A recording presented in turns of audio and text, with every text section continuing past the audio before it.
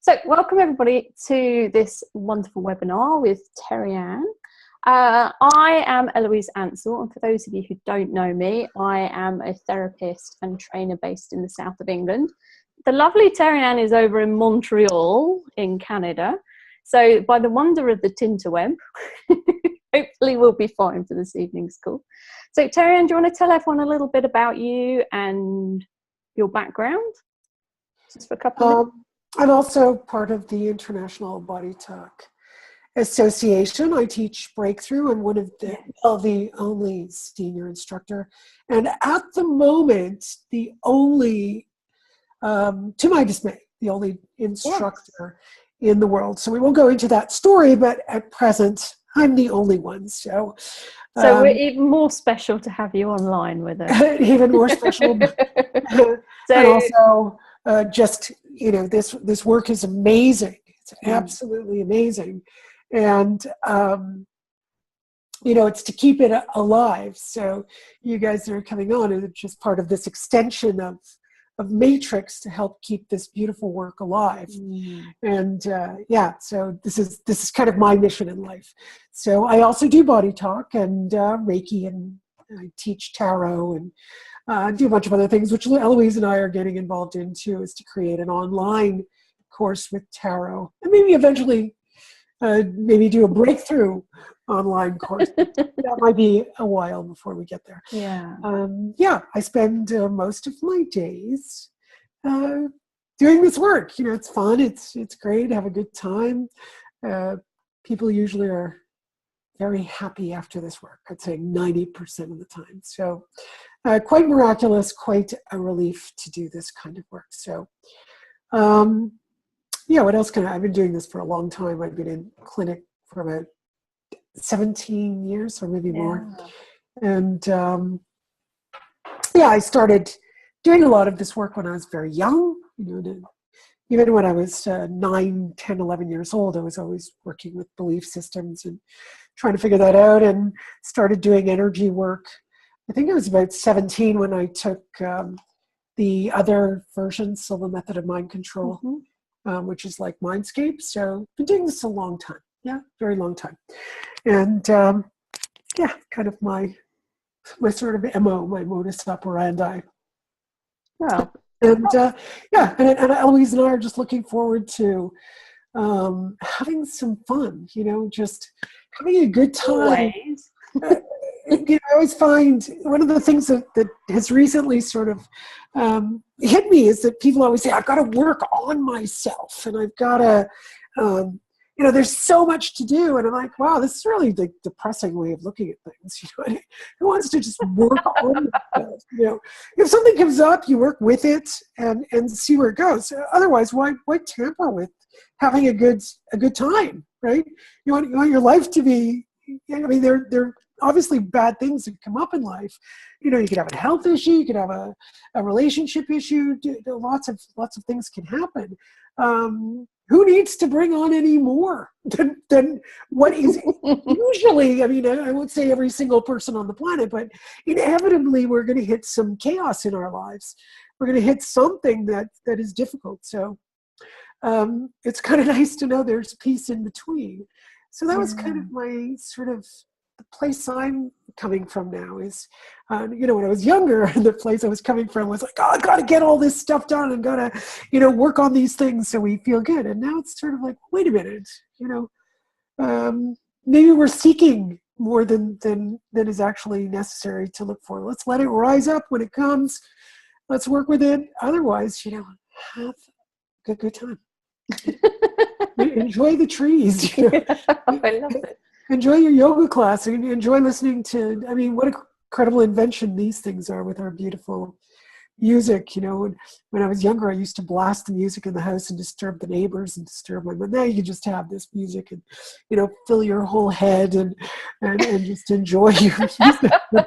and everybody can enjoy their own kind of music. I was on the beach just a week ago, and there were some people next to me who started to play music, and then some people over there playing music, and then the hotel was playing music, and I thought, yeah, this is just not good. This wasn't a good way to live. This is Got like layers of music. Layers of all this, and of course music you don't even like, right? It's like, yeah, this is the most incredible thing that has happened, is that we can have this nice music, and then we can still dance with each other, but we can listen to what we like to listen to, right? So life is good. Enjoy it. Perfect. That's a good summary of you. Yeah, I guess so. Yeah. Yeah. I like it's it. a good summary of having some fun. Yeah. If you've ever never spent time with Terryann or me, we both like to have a lot of fun. And as you said, I think, we're both, so the way me and Terryann have connected is we're both instructors with the International BodyTalk Association, and I teach MindScape, which is the intuition side of things, and Terryann teaches BreakThrough, and they're kind of like a kind of two sides of the coin. I always see them.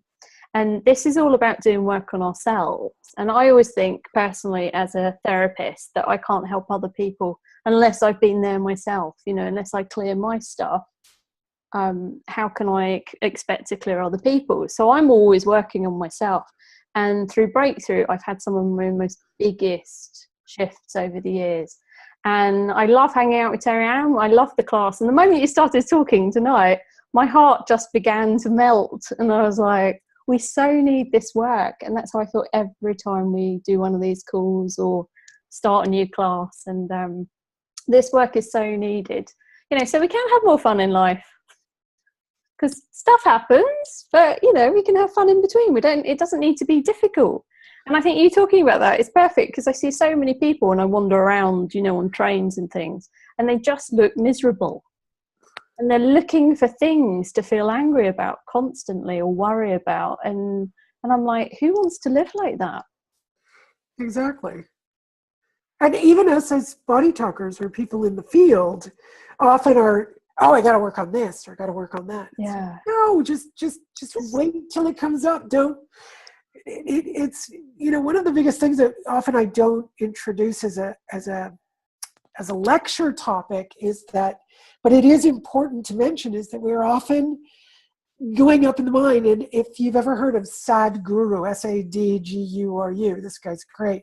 And I listened to one of his talks, and he said, look, he has an Indian accent. So if you go up into the mind and you start to analyze something in the mind, you break it up into, let's say, 10 pieces. But then the mind will go in and analyze those 10 pieces and break those into pieces and then break those into pieces. So where you had really no problem, you just stuck it in the mind and broke it into pieces. And now you've got a bunch of problems that if you just stay out of there, you go up in there and get involved with all this stuff, then you won't have as many problems, which ultimately, in a very simple, it can be very simplistic if we could just stay out of being involved with the mind, because the mind is going to continue chattering, right? One of the biggest misconceptions is that if we meditate, we can stop the mind. That's doesn't make any sense. You can't stop the mind. The mind is, it's like saying, I'm going to stop my heart for half an hour. That's it's impossible. So you're not going to stop the mind either. So it's just going to keep talking, but I don't have to get involved with it. Kind of hear white noise in the background. You could hear, let's say, a baby crying, but after a while you get used to it and it's just white noise and you don't really hear the child crying anymore. I worked in a factory for years. The noise drove me crazy the first months, but then after it was just white noise. You could also say I went deaf a little bit, but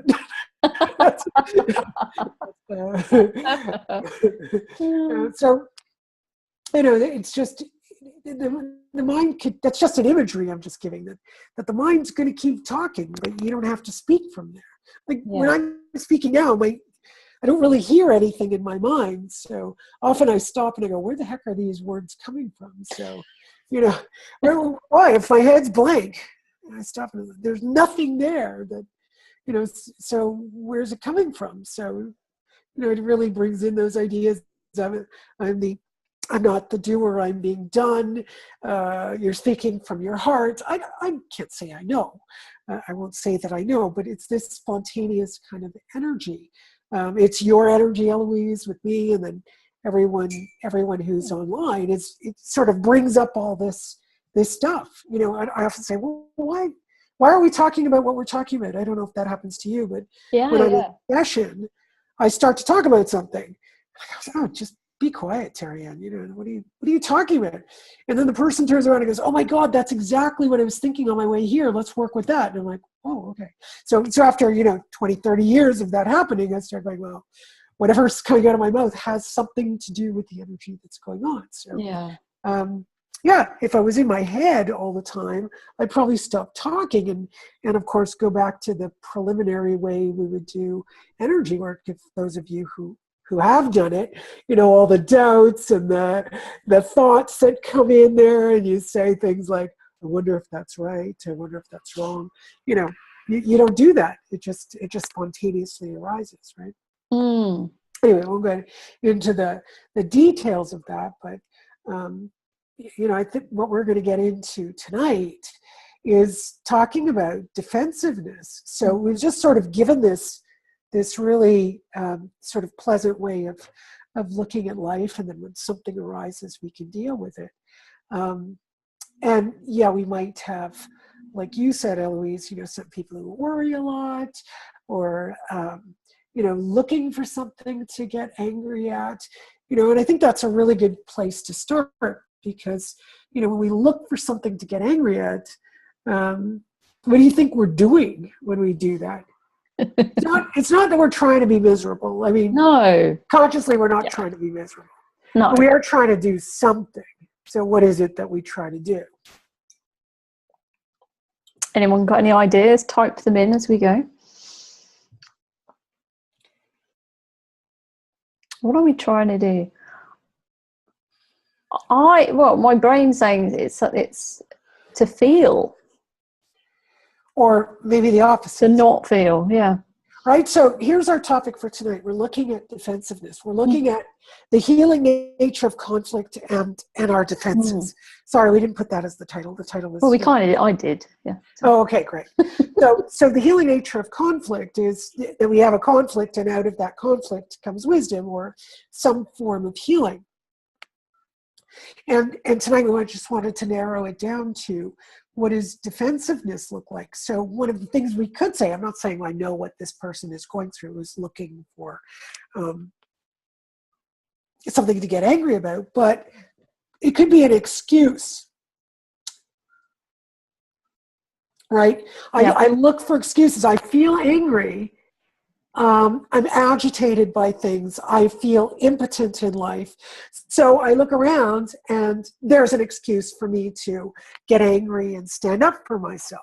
So it's an interesting convolution that goes on in that to get power over another in a relationship. Why not? It could be. So that would be called manipulation, wouldn't it? Right?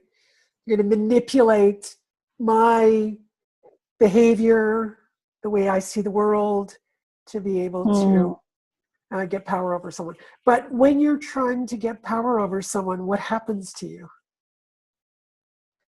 What happens when you try to have power over someone? We like to type things. Well, I think it's good to have a record. I think it is good, yeah.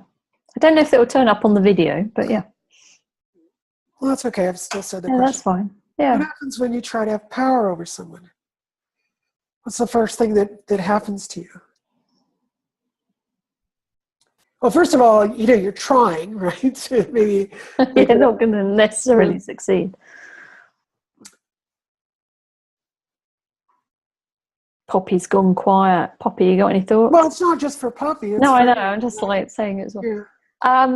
Yeah. So basically, I want to chip in the whole way through this. It'll be more fun. I'm trying to have power over stuff. We're trying to get our way, I always feel. But what happens to you trying to do this? Because if you're trying to get your own way, you're tiring yourself. But it means you don't have power, doesn't it? Yeah. Right? Yeah, it's already presuming I don't have power. If you had the power, then you change it. Well, we don't know, but would you actually seek power if you already had power within yourself? No. No. So well, it means I don't have power. So it's a false power, right? Mm. So yes, Sam, you'd be wasting energy trying to gain a false power. So it precludes that you lack something. Yes. It means I lack power. Isn't this the place where we're coming from most of the time? It's a place of lack. Yeah. And we try to defend it by, I'm going to manipulate this. I'm overreacting. I'm going to try and do something, or seemingly do something by manipulating, and ultimately through that manipulation abuse someone else and myself. So can we go back and talk briefly about the difference between a reaction and an overreaction? We could. So Sam just said, unhappy if you're more concerned about what others are doing. Yeah, and there's probably something within you too that is already dealing with some form of sadness, eh, Sam? So it could be you're concerned about someone else, but that's you being concerned about it. So it's already talking about your own insecurity, right? So you couldn't be very happy with your own insecurity. And we usually project or throw it, like we take our insecurities and toss it onto someone else. And then we say, yeah, but they think I'm like this, and others say I should be like this. When no, it's not true. We're the ones saying it. Yeah. Oftentimes people will give you a list of things of what other people say, and they're doing it all in their heads, and yet, but nobody's saying it. Nobody's actually saying these things about you. So you're the one saying it. And it's like, oh, the lights go on. Oh my God, it is me saying this. I'm making it up. This is the way I see the world. Yeah, great. Sam agrees. Okay, so let's look at overreaction to versus a reaction. Okay, so does anyone know what a reaction is?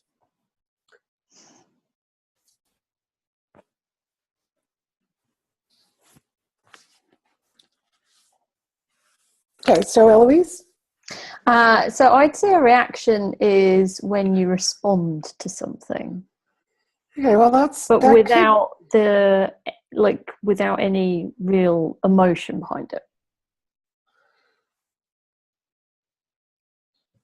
So like someone trips me over and I go, oops, and I probably say sorry, being in the UK. And then I carry on walking. Okay, you probably could say that. I like to define response a little differently. So, okay. You know, if let's say my child isn't doing well at school, and I'll go in and respond by, okay, let's figure out what's going on and assess the situation, see what needs to be done, and take practical action. Yeah. Because response feels like it's got a time frame in it. But a reaction doesn't really feel like it's got a long time frame. It's very But, it's not that it isn't, eh? I'm not saying it is or it isn't, because often people put response under reaction. I don't know what no real emotion means exactly, but I would add to a response that, I'd assess the situation a little bit. But a reaction doesn't have that quality. Yeah, because if you respond to something, it could be like if the child, you're like, right, okay, tomorrow I'll do that. Tomorrow I'll do the practical steps because I can't do anything now. Whereas if you're overreacting to it, you'd just be sat in the emotion thinking it through all night, even though you can't do anything. So you're saying the overreaction is thinking it over. Yeah, Poppy, that's it's even not just fairly quick, it's really quick.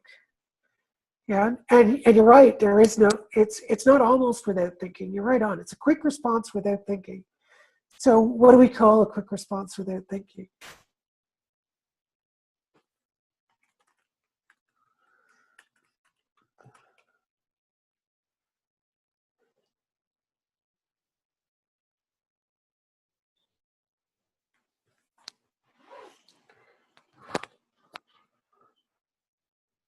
What's a quick response, no thinking? A quick reaction without thinking.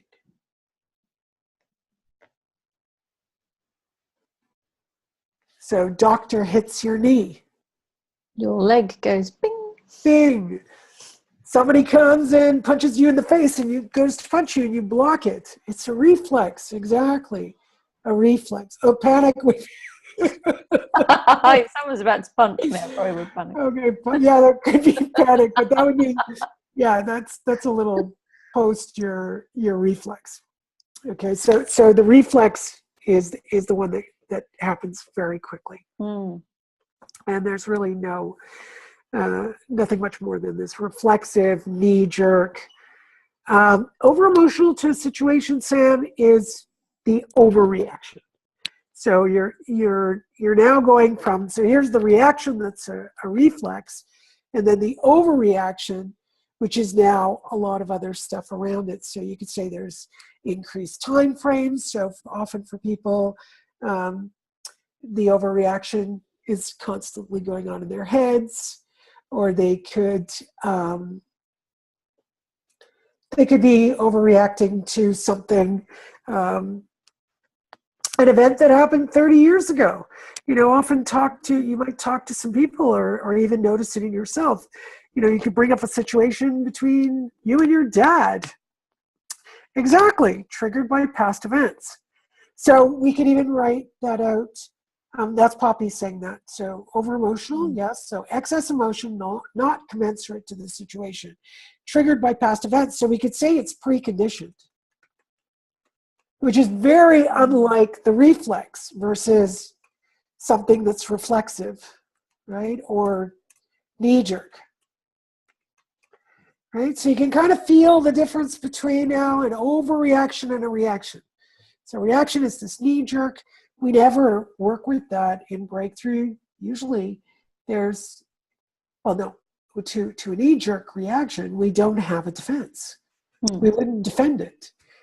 We wouldn't start saying, oh my God, my arm went out and put the knife out of the way. And oh my God, I shouldn't have done that because now I hurt the murderer. You wouldn't do it. You wouldn't go through that, right?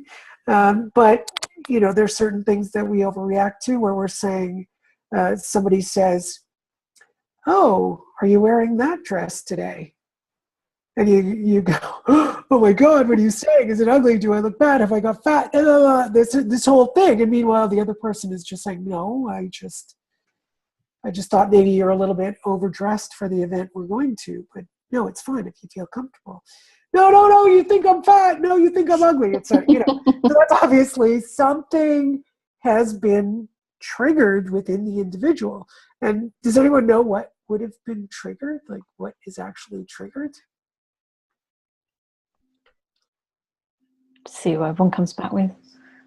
Yeah, it kind of is interesting to see what we... Some strange noises going on here. Childhood, negative experience, possibly, yeah.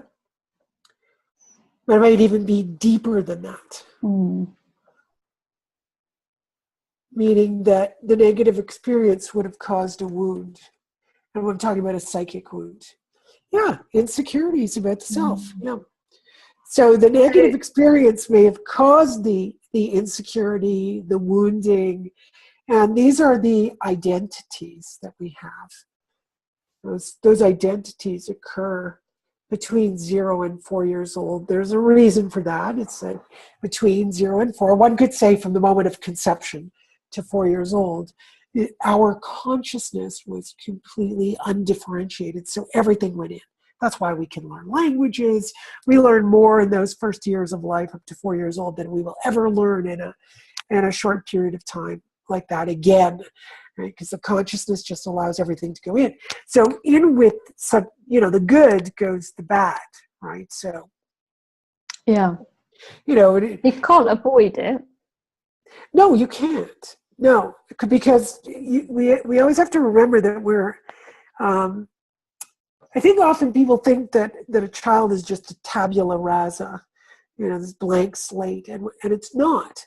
It comes in with its own, and most moms and dads know this when they see, second and third children, they start to see, oh, okay, so each child is different.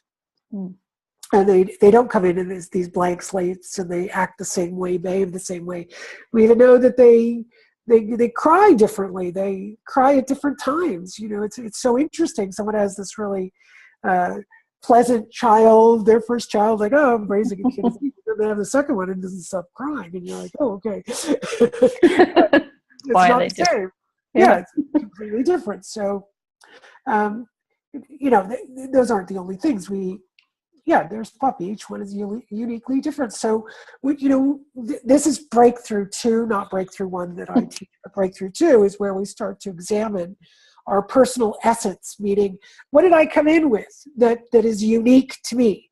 That together, each of these character traits is non-directional. So non-directional means it's not good or bad. It doesn't, so like compassion has no direction.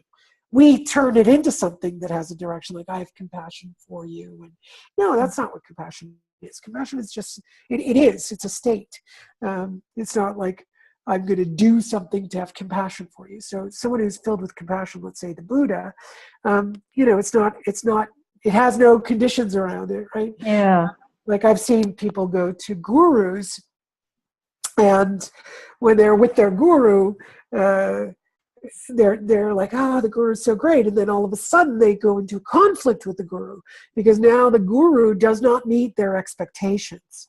It happens as teachers too. It must happen to you too, Eloise, because there's this particular projection onto a teacher or whatever that you're expected to behave in a certain way, have certain qualities.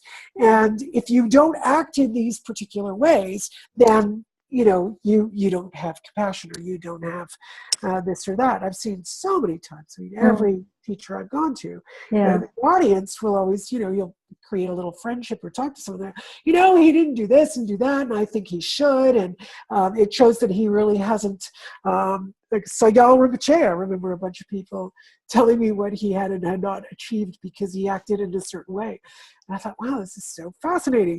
So I feel the guy gave so much. He wasn't a young man, and he's traveling around the world and sitting lecturing to, I don't know, we were about 1,000 people, I guess. And that's a lot of energy to hold and do the work and the lecturing.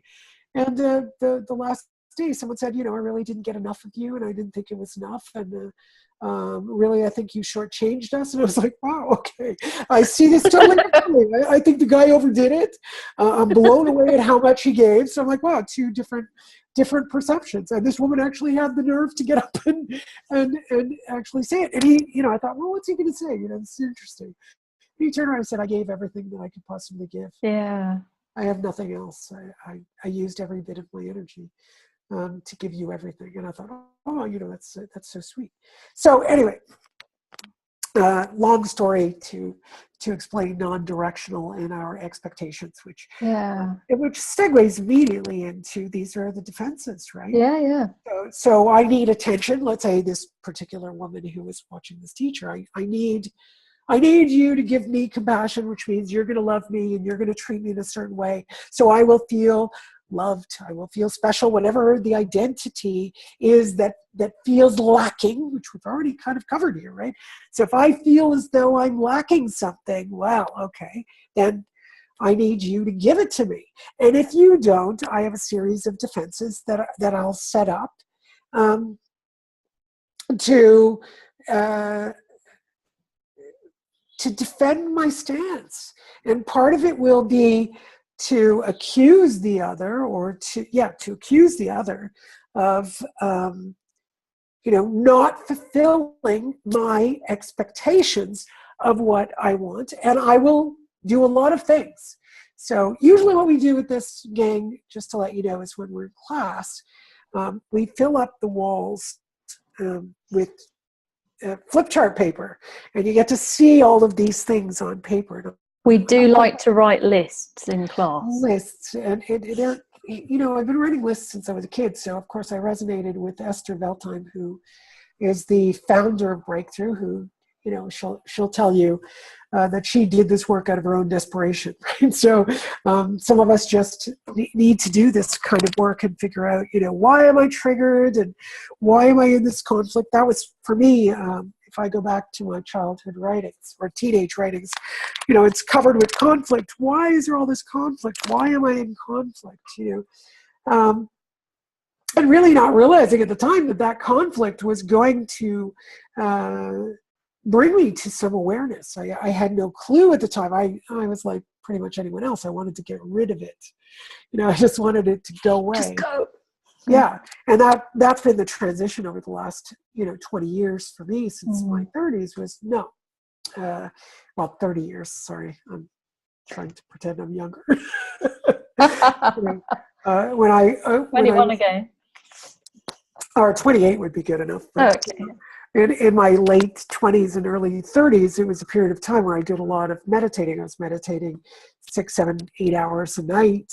I was studying under different teachers, and I was, and I was traveling around, and I came back to Montreal and met up with my sister, and we're walking down the street, and whatever I had done, that it created some kind of energy in me, people would actually stop me. They would touch me. They would touch my hand. Mm-hmm. My sister was she was just like, just going, what's going on with you? I said, you know what, sis? I think I made it. I think I actually did it. I think I made it to a place where I'll never be triggered. I think I've done it, and I was really, proud of myself. It's really, I think I've done it because I couldn't get triggered. I wasn't getting triggered. So my mother was away at the time, and she arrives in Montreal, and I hop up to the house, walk into the front door, and she's sitting there, and she's like, and I turn the corner, and I smile, and she looks at me, and she goes, what's wrong? And in 1 second, I'm like, what do you mean, what's wrong? And I start losing. Oh my God. Like all this peace and all this baloney. I didn't do it. And I was exactly 32 years old, and that's when I gave up. I just said, no, I'm not looking for this anymore. I've got to figure out something completely different, that there's definitely something else going on. It's not just, meditating all these hours. And, there wasn't one, well, I'm exaggerating now. I was going to say there wasn't one thing I didn't try, but I tried so many things. I was doing all the, the new agey stuff, like forgive everyone, and, I'd drive down the street and I'd send Reiki symbols in front of everything, and I would, say, be at peace with everything. And in one fell swoop, I went, okay, after all of this, not being triggered by anything for about a year, and my mother in 2 seconds can throw me off. I went, no, this is not it. This is not the way. I'm covering things up. I'm not actually exposing what I need to expose, which goes back to what we said a little bit earlier. And like Poppy said, triggered by past events. And, it's not quite just past events, because we're constantly triggered by present events. It's some wounding within us, or an identity or our insecurity that keeps getting wounded, that happened before 4 years old. Then post 4 years old is when we develop this huge defensive, I like to call it a structure. I like the imagery of this big structure, around me and in me that says, all right, so let's say one of my defenses would be, I'm stupid. Okay, let's say you might think that's not a defense, but it is. So I would say, let's say my conscious identity is I'm stupid. So, I don't know how to do things. I'm not very smart. And I would have a series of things to explain why I wasn't smart enough, why I couldn't learn. Because the identity that I would be hiding is I am smart. Right? That's the one that would be hidden away inside me and I wouldn't want to live into. So if you don't understand what I just said, ask yourself this question. What's harder to do? To live into the positive identity or the negative identity? Or think about it easier this way. Is it easier to criticize yourself or say, I'm so great, I'm the most beautiful person, look at how beautiful my hair is, and I'm the greatest teacher, blah, blah, blah, and most people, I'm not saying everyone, but most people find it much harder to live into the positive identity and much easier to, well, I'm okay mentally, I'm okay looking, I'm okay this, I'm, just constantly down dressing. That's usually, it's not everyone. I know lots of people who will live into the positive identity, which means that the unconscious identities would be negative. But more often, you often find that the positive identities that are hidden in the shadow, like I am beautiful, I'm smart, I'm a star, I'm good at things, these identities are often hidden in our shadow side. So this really brings to light what Carl Jung said, the gold within the shadow, right? So breakthrough is really finding the gold that's in your shadow, right? You've been defending all of your life, hiding all this gold. So I think Poppy was the one who mentioned this earlier, right?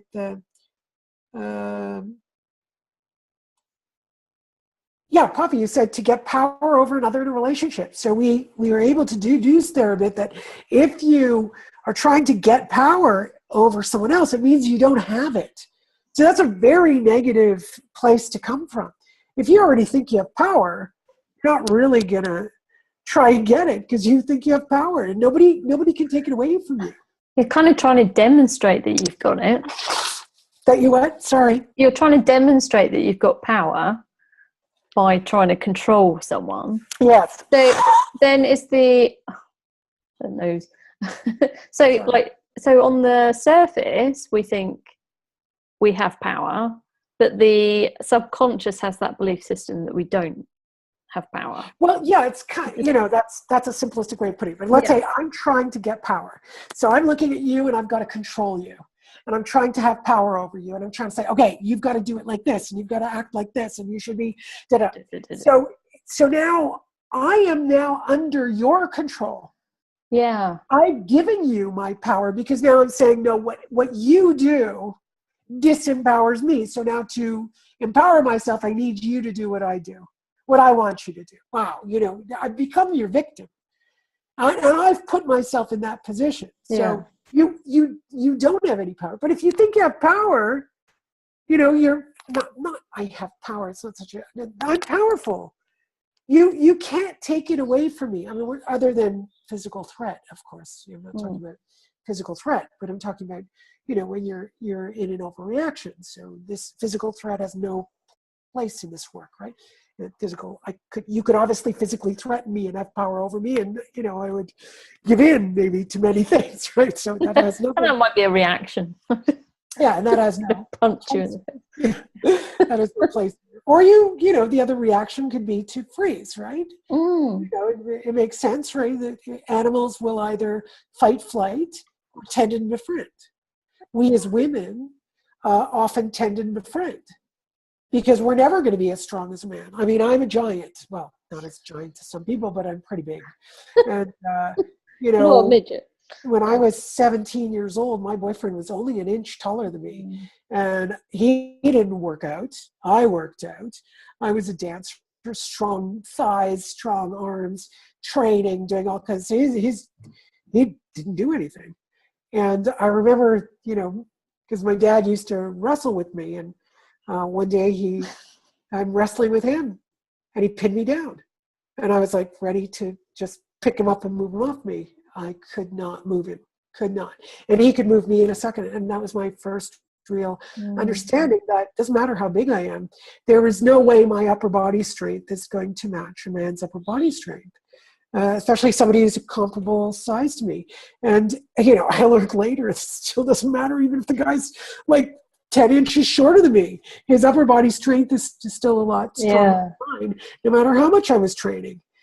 So there's a big difference between men and women. So we will tend and befriend rather than fight, flight.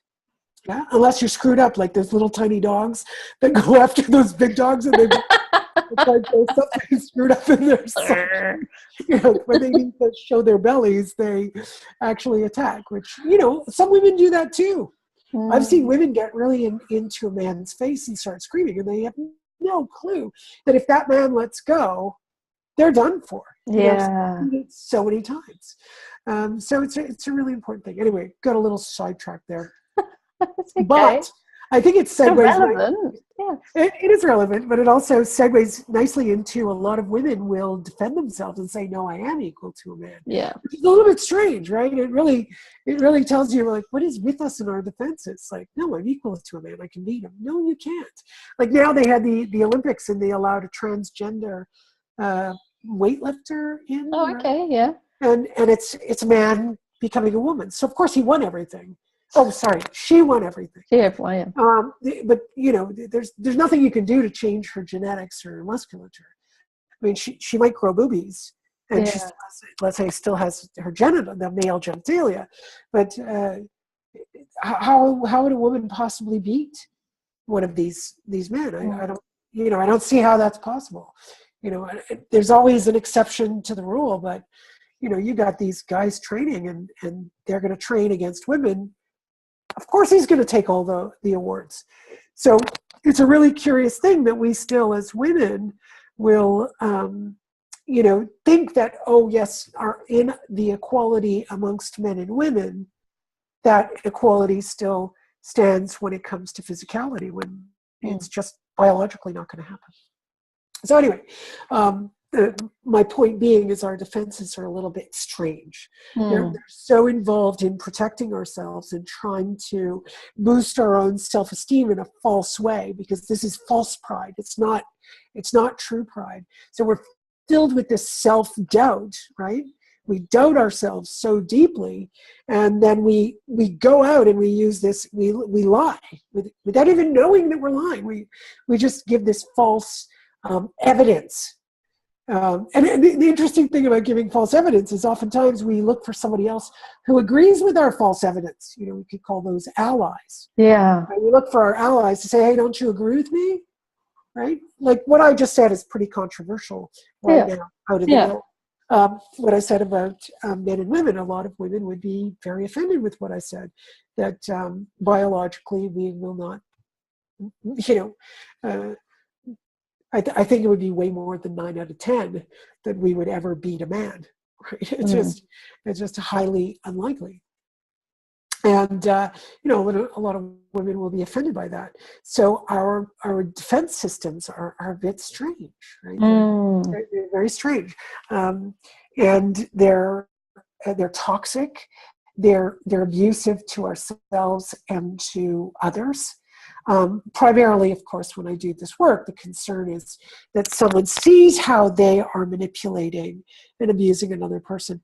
But I find that more often than not, people have a harder time to see how they're abusing themselves in this, which is really fascinating.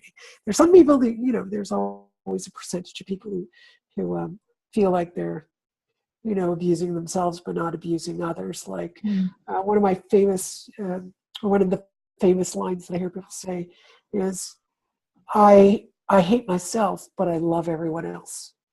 And I think that that's a very strange statement to make, because if you don't have the feeling of love for yourself, I would never believe that you have any feeling of love for me. It's so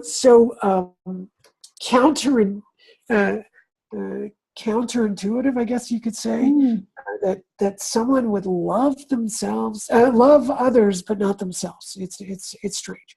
You would have to have some sense of love for the self to know that you're loving someone else. Even when you love someone else, there would be a feeling of love within you, but it would be towards you, so you would know you're loving someone else, right? I was about to say, when you were talking about not loving self and loving others, I'm like, my immediate thought was, how would you know what it felt like? That's exactly it. And so many people will, I've gone through this in sessions over and over again, and they'll say, no, I don't get it. And finally the penny drops. Oh my God, of course. So during conflicting relationships, when we're telling a friend we are looking for allies instead of owning our part in the conflict. Yeah, Poppy, exactly. We're looking for someone to agree. Or, I can't assume that. Let me make that clear. I can't assume that, because when I was 15 years old, the way I did BreakThrough was very rudimentary. It was not BreakThrough, obviously, but this is why I relate to Esther. I developed a game called Spot the Lies. So let's say Eloise, who's a friend, I'd call her up and I'd say, let me tell you a story and I want you to tell me where I'm lying, where I'm screwing up, where am I saying something that is, clouding my true perception of this. Because somehow I knew if I could perceive this clearly, I would see something different. And it would shift my perspective and my trigger would be gone. And what was so frustrating is that most of my friends would say, oh, but Terryann, I agree with you. You were justified. And I'd be like pulling my hair out. How can I be justified when I'm still drowning?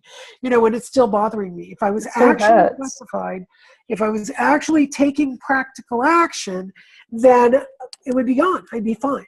Because we know this. I mean, this is not new to, I'm sure, any of you.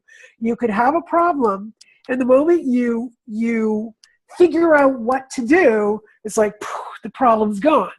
Right? Same with whatever's unconsciously bothering us. So same with our identities.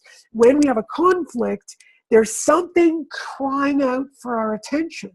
If we try to cover it up or we look for someone to agree with us, it doesn't make it go away. Often people say, oh yeah, it goes away, but just for a second.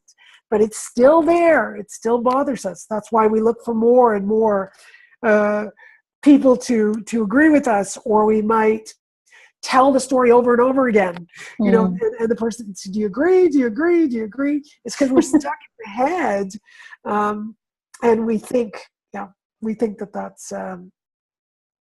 that's the way we're going to alleviate ourselves. And we actually don't. We're actually, telling the story over and over again, getting someone to agree with us, often is the same as eating, a chocolate cake or taking a drug or shooting up heroin. It's the same thing. We don't realize it's the same thing, but it's an addiction to try and hide it, which, of course, we just want to keep safe. So that's why we do it. But comes a day where you turn around and go, I'm fed up with telling this story. Yeah. I'm trying to find somebody to agree with me. I'm fed up with talking to my therapist, 3 times a week, an hour every day, an hour each time for the last 10 years, and I'm still repeating the same story. One of the cool things doing breakthroughs, some people see their therapist for 10 years and then they do a breakthrough, and something they've been working through for 10 years is gone. And they go back to the therapist and they're able to really open up their therapy. I've had therapists call me up and go, what the hell did you do? And I said, well, this is what I did.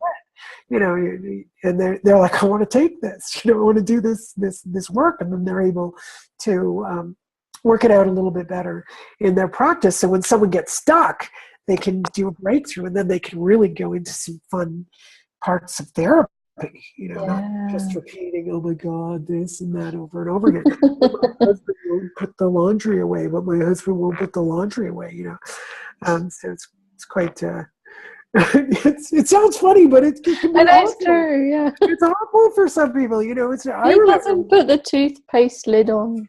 Yeah, that can be how you destroy a marriage. Yeah. Right? And she keeps saying, put the toothpaste on, and then he goes and has an affair, and then she comes in and says, oh my God, my husband's having an affair.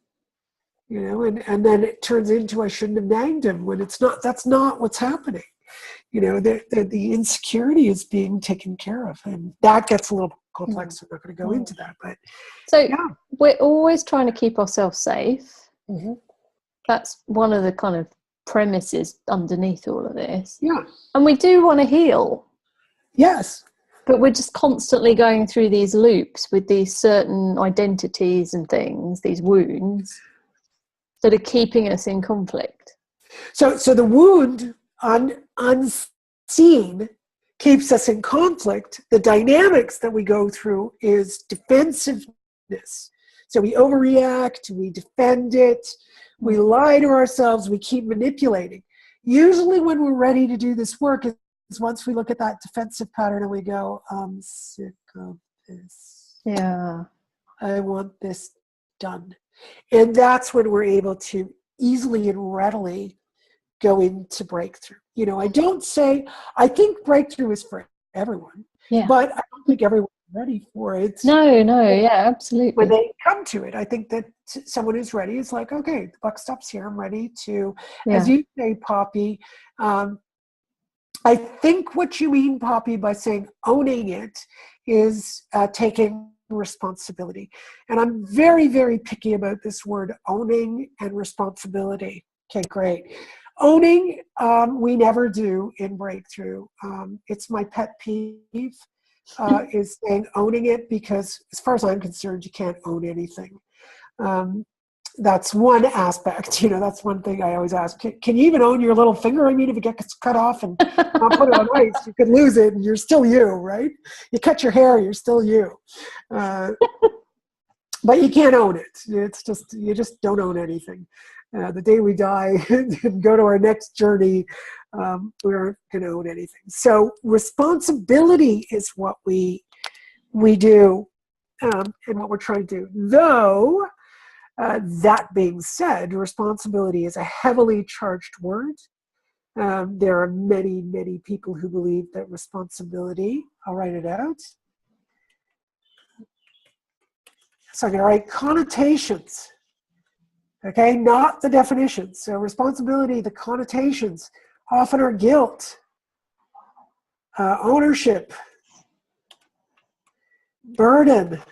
I mean, you could add to that list, shoulds, have tos, right? So, these things are usually what people think responsibility means. And you could just say in your head or write it out here what you believe responsibility means. So the actual definition of responsibility, the drum roll please, is ability to respond. So that it's the ability to respond. So that's very different than burden or guilt. I mean, it can be very difficult to, for some people to get out of the idea that responsibility does not mean guilt. It means the ability to respond. Hence, you'll often hear anyone talking about breakthrough is that when we're unable to take a practical action, it means that we are in overreaction. Otherwise, you take a practical action like you do with everything else. You get up in the morning, you don't run around like a crazy chicken with your head cut off trying to figure out how to brush your teeth. You get up and you brush your teeth. You don't run around going, oh my God, I have to go urinate. How am I going to do this? And what kind of stress is on me? And why do I have to urinate again? It's just, you don't do these things all day long. Excuse me. You drive to work, but you're triggered often. It's like, we're all different. I was triggered constantly. Some people are triggered once in a while. Some people are, it's going to vary for different people, and it's going to vary depending on their bit of their personality. I will here admit my name is Terryann and I'm a drama queen. So, when I look at my overreactions, like, oh my God, that's the drama queen energy. Okay, so Greeks and Latinas, were those drama queen energies. So most of your day is you're taking practical action. The phone rings, you answer it. You get an email, you answer it. Then there's an email you get, and you don't know how to answer it. Now you're like, oh my God. Now you're in an overreaction. So you don't have the ability to respond. And it's not about knowledge, because you might call somebody up and say, look, I just got this email. It's like this. How do I respond? And someone says, oh, this is what you can do. And you go, oh, great. Now, let's say you call up the person and they tell you, okay, this is how you respond to that kind of email. And you turn around and go, I can't see that. So, that means that some wound has been triggered and you do not have the ability to respond, because that wound has brought you back down to 4 years old, and you're the tiny 4-year-old who's trying to protect yourself, and you just can't do it, and I'm sure most of you listening have felt this over and over again. Why can't I just answer this? Why can't I just do this? I'm an adult, and yet you can't. It's like something, it's like the fingers from under the bed, or the monster under the bed, or like the fingers from the deep lagoon that are holding you, and you're like, this is absolutely ridiculous. I should be able to do this. I have no idea what audience we're looking at, but I could be with body talkers. And, there's a bunch of them who are afraid to charge. And that's not just body talkers. That's in all kinds of fields. Therapists or people who work piecework, like the service industry. You know, if you're not a lawyer or an accountant, it's like, oh my God, how do I charge for this, right? Not everyone. There are plenty of people who know how to charge and do it really well. And then there's a whole group dynamic who's like, oh my God, I don't know what to do. And da, da, da. Yeah, so that's something that's going on inside. Yeah. So kind of coming back to the defenses, when we start defending, we can be aware that we're defending. Well, yeah. So what's your experience of being aware when you start defending yourself? Well, actually, I was thinking, I was having a discussion with someone the other day and they started defending themselves. And immediately I was kind of sat observing it and the energy just shifted. And you could feel the pressure turning up. And I was like, oh, that's interesting. And then the justifications and the defenses started coming. Yeah. Like, oh, okay. Yeah. You see it pretty readily in others. But I'm kind of interested in how you see it. I think you just, for me, well, it's more of a feeling. It's like, oh, okay, there's something going on here. I'm trying to suppress something. And it's, I don't know. It's almost like if I notice myself defending, it's almost like I'm bored of having that conversation. Yeah, I get nauseous. Yeah. When I hear, but like Sam's saying, I'm aware of defending, but not sure where it comes from. Well, I would, with what we've talked about today, Sam, you could kind of see that it comes from the childhood first woundings that we have. So that's where it comes from. And some of these defenses are so rudimentary. So we look for our excuses. We make justifications. You know, we'll make a list. I remember, before I found BreakThrough, how nauseating it was to me to hear any of my defenses. I'm like, oh, here we go again. I'm about to tell them, sorry, I didn't do this because of this, this, and this, and this. So, I would hear that in my head and I would just stop it. I just couldn't even say it out loud. Yes, I don't like myself. Yeah, I don't like myself either. But it's not you. Just get to know that that's not really you. That's you're perfect. By the way, Sam, you're absolutely perfect with your flaws, with your perfections. Yeah, no, it's not funny, but I'm glad you said, but you are perfect. You are. It's just you've forgotten your perfection because all the stuff is covering it. So, what we're doing, even this talk is just, all right, I've got all this trash on me. Like, it's like looking at a diamond that's covered with, dog poop. You clean off the dog poop and you got this beautiful diamond. And that's basically what we are. Examination of ourselves, of looking at our defenses. And like you're asking this question, where is it coming from? It's really learning that, oh my God, this is the way I'm kind of doing all of this. And I don't know how it all came together. And quite frankly, at this point, I don't even care. I just want to see the pattern. And when I do see it, I can say, all right, we should be giving ourselves unconditional love. Well, Poppy, it would be nice, just to say that, but I think that's a cover-up. That's kind of the story I told myself when I was 28 to 32 and I had my revelation where stop doing this. Unconditional love is a big thing because there are certain things that come up that we can't love. Like if I'm manipulating you, let's say, Poppy, you and I are friends, we're hanging out, and I'm manipulating you. Well, the pure me I can unconditionally love, but the jerk me that's manipulating you, no, I don't really want to love that. So it's a very difficult terminology to work with. So, well, you already probably do, eh? You already probably do love yourself unconditionally. It's the trash on top of it that you don't love. The poop. The poop. And it's okay not to love the poop. But we can look at it, though. Sometimes you have to look at in your poop when you have worms. Sometimes you have to smell it. Yeah. Check and see if it's floating or not, Well, that's what we're starting to do tonight, is just beginning to examine it, so you're going to be able to see yourself a little bit differently. And then, you can get a breakthrough session, or what are, be great, just come to the class. I'm sure you're absolutely ready, Poppy, to come to this class and deal with it. Just face it. It's not, you're just going to do it. You'll work it through, you'll do it, and then you'll have a tool to work with with yourself and others from class and all over the world, and you just do sessions. This is the kind of work that's really nice. You can pay someone to do it for you, like me and a couple of other people, or you just work with other people in class and you do it for free after. And also, if you're an IBA member, right now, actually, you don't have to wait till you take the class. You can go to the Breakthrough Forum and you can get free breakthrough. It's different than what we do in class, but has the same outcome.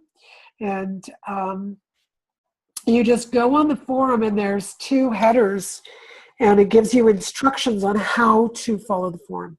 If you don't want to go on right away, you can read that, and also read what other people have gone through, and you will get your own breakthroughs. It is pretty phenomenal that work is available for you. It's really good. Yeah, and you should, studying that is invaluable. There's no price you could put on that. Yeah, and it's such a great resource. I know at times I've started noticing I'm reacting, and I'll go on there and you can do, there's some exercises that are given in certain sections, and people actually share, look, I did this exercise from this post, and you'll see that it's really wonderful.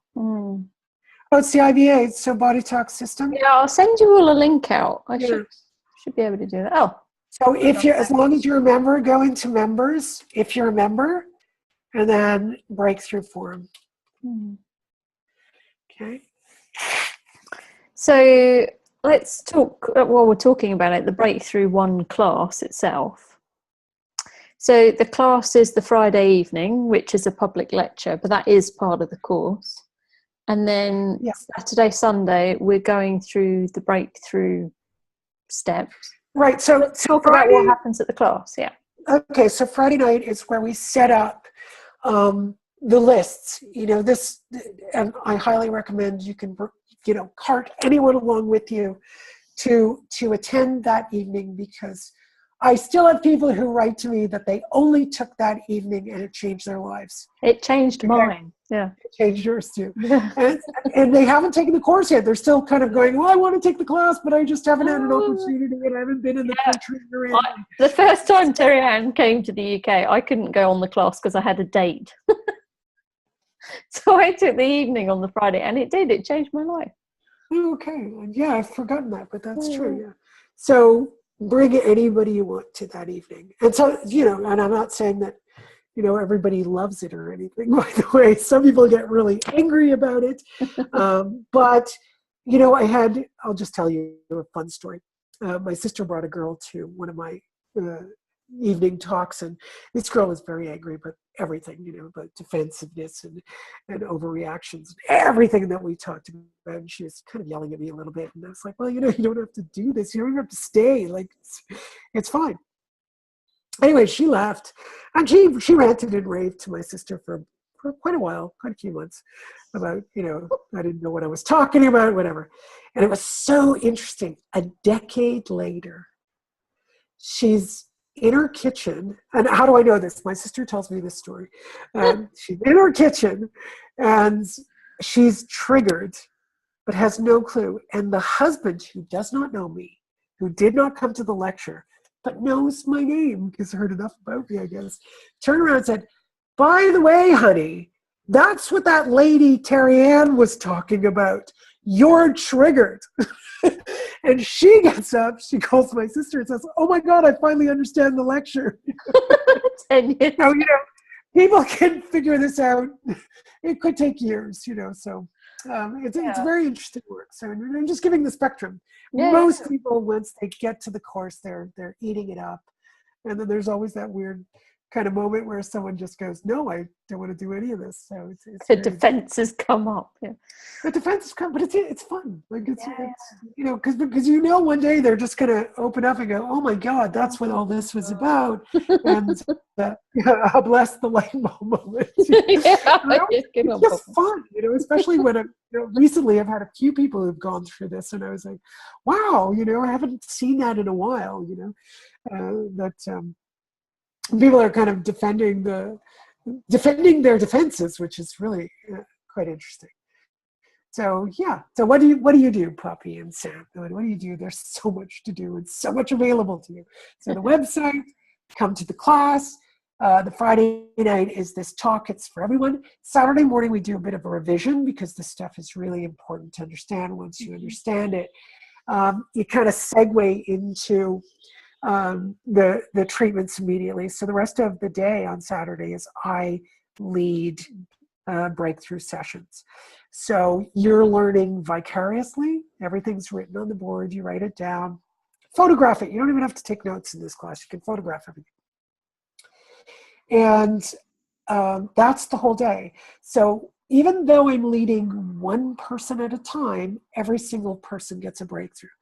And quite frankly, you could have someone in the audience have a bigger breakthrough than the person actually being led. I've seen this over and over and over again. There's always greater breakthroughs in the audience than there is. Not always. I mean, it's very big, but you just see it happening where everyone's light bulbs are going off. Yeah. This is a very powerful part of the work. So you get your own personal breakthrough, and how we do that, because usually it's quite a few students, is I lead. Then on Sunday, I lead, and then you go into groups, and you set the work up, and then I come by and I make sure everything is completed properly so that each person gets a breakthrough. So, you know, by the end of the weekend, you're getting, let's say, 3, 4, 5 breakthroughs, maybe 6, because you're witnessing 2 in your group. I lead 3 to 4, maybe even 5. Yeah, so maybe that's 7. I'm really underestimating. Yeah. It's about 7. So that's a lot of breakthrough. Yeah, it's a lot. I always say the breakthrough class is a gift for yourself. It is, yeah. It's just, we so need this. But I love the class because, like, it doesn't matter how many times I've taken it. The moment you start taking people through things, everyone's sat there going, and I know I do myself, I'm like, oh yeah, because we're all humans. We can all relate to every single steps from our own life in a different way. So it's just like ahas, and like clearing and clearing and clearing. It's beautiful. Hey, Poppy's asking when the class is.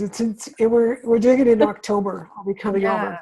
I'll give you the dates. As long as you guys bring me over, you have to bring me. Yeah, we need it. You have to, yeah, it's a little bit. I'm going to come and get you and carry you myself. Yeah, so we just need to get a bunch of people together. Like, it's not massive, like 20, 25 people, and I'm over there easily. Jump on a plane and come on over. Yeah, so we're going to be running the talk on Friday the 27th of October, and then the class is on Saturday and Sunday the 28th and 29th, and that's all day. So it's the Friday evening and then all day Saturday, Sunday. And on the Monday, we're going to do an extra day. You don't have to take it, but we're going to do a practical day where it's just more of a chance to get to know the steps that we go through with the breakthrough process as well. So that might be of interest to people that have done breakthrough before and they just can spare one day, not the whole weekend. Or oh, hello. Just typing. So Terryann's coming to sunny Brighton. We've not done a breakthrough class in Brighton yet, so we're very excited about that. No, we haven't. I'm very excited. Yeah. I love Brighton.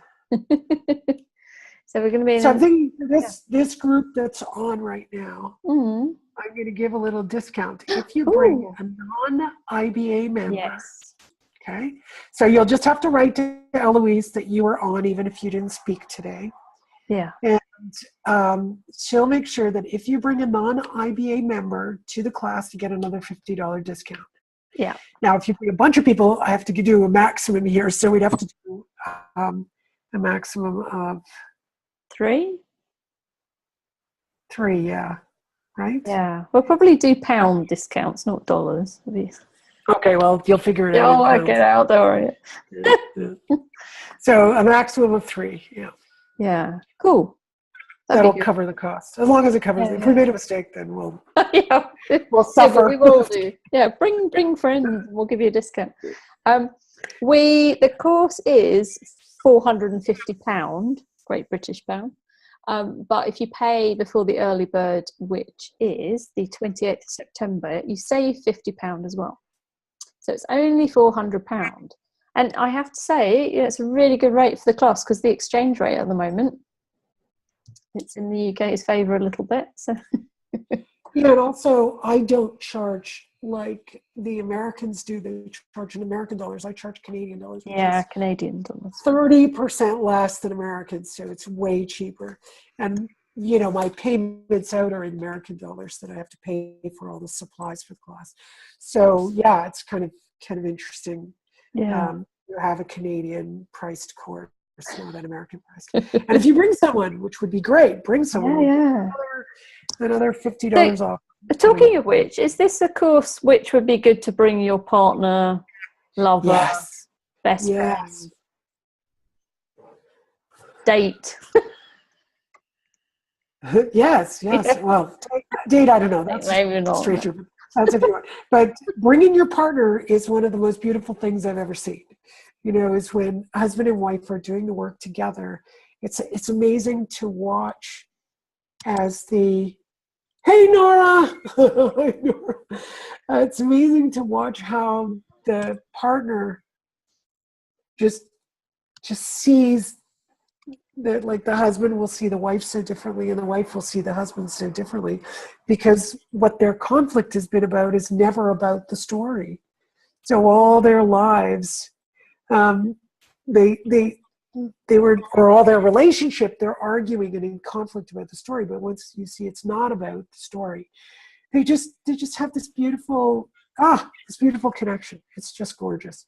So partners in courses are wonderful. Now, I don't know about just a little boyfriend that you've met. That I was kind of joking around, but it's not the same. Not the same thing. Just getting the link to the thing. So, Poppy there's asked a for question here. Yeah. I'll get to you in a second, Nora.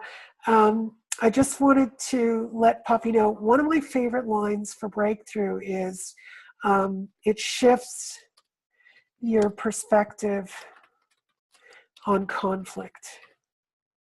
That's one line that it's not easy to understand, that phrase, but it does attract someone to start talking to you. And they might say, well, what does that mean? Well, you have a conflict. This work will help you see the healing, shift how you see the conflict, that the story is never the problem, and it actually shifts how you view your life, and taking practical action, etc. Now, without taking the course, I know it's going to be harder for you, Poppy, to describe it. But what we can do is, I've got an article that Esther has written for.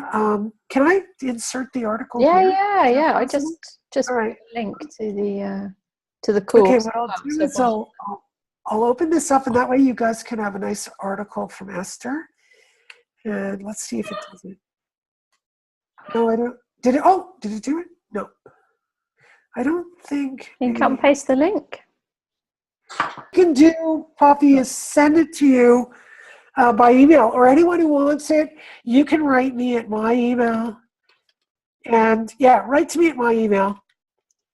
And here it is. And then I'll send it off to you. Oh, okay, cool. Or if you, or I'll send it out. Or I can send it, if you contact Eloise. Just contact one of us, Yeah, so you have it as well, don't you, Eloise? I think you have it, but if you don't, okay. Wow. Yeah. All right. So any other questions before we... Nora's setting up the table for dinner. That was great. Thanks, Mom. got any other questions? Anything else anyone wants to talk about before we finish? Any other thoughts, questions, ideas? Yeah. Yeah, what's for dinner, Nora? Yeah, I mean, you're over here, aren't you? I can come.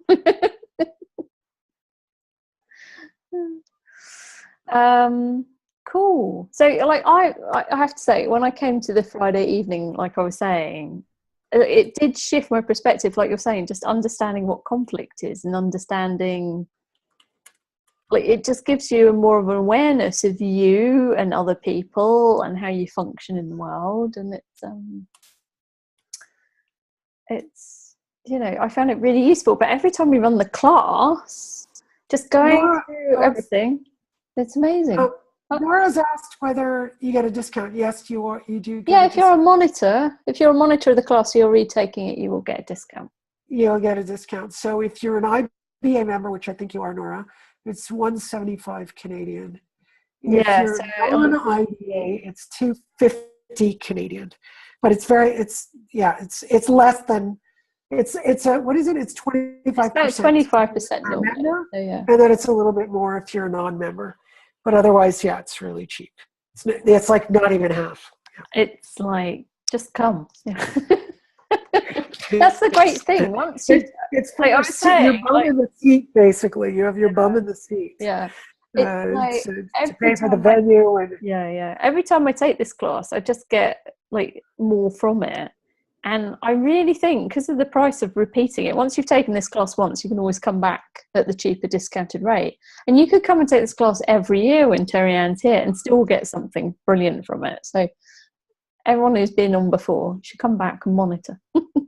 We've got some space. Right. Well, Poppy, you're not a monitor, are you? You've not taken this class yet. So that's not going to change very much for you. You would still get the early bird discount as a new student. And like I said, if you bring someone, I'll give you another discount on the regular price, not on the monitor price. That we would do a discount on the monitor price, but we do a discount on even on your early bird. So you've got the early bird price. If you pay 30 days in advance, you have to make the payment though. And the early bird is that doesn't really matter. Yeah, we'll go into the terms, because anyone wants to email me if they want it all written out, and I'll send you all the information. Yeah. And I can also send out the poster for the class if you want to pass it on to friends, and articles and things, and resources where you can find out more if you want to bring your friends along. And also, hopefully this is recorded so they could listen to this. And we also have some other webinars that we've done in the past if people really want to dig into this a little bit more. So I can point you in the direction of that as well. So, any more questions before we finish? I think we're good. I think we're good. I think we've covered some good ground. And maybe next time we could pick up another topic. But I think so, I know we could go on. Yeah, I know we could carry on talking about everything forever. But thank you, Terryann, for your time today. It's been really fun. Thank you, Eloise. It's always good to see your smiley face. And thank you to everybody for joining us and joining in real time and being part of the dialogue as well. Like, we love having your input. So any other questions that bubble afterwards, please drop me an email and we'll happily carry on. Oh yeah, would really love to hear your questions. It really helps for when we do this to know what people like to focus on, what they like to look at. Yeah. I love doing this. I love it. So we will do another date soon as well for another webinar. So yeah.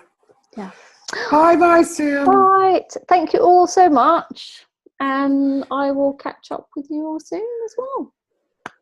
Take care. Okay. Bye. Take care. Lots of love.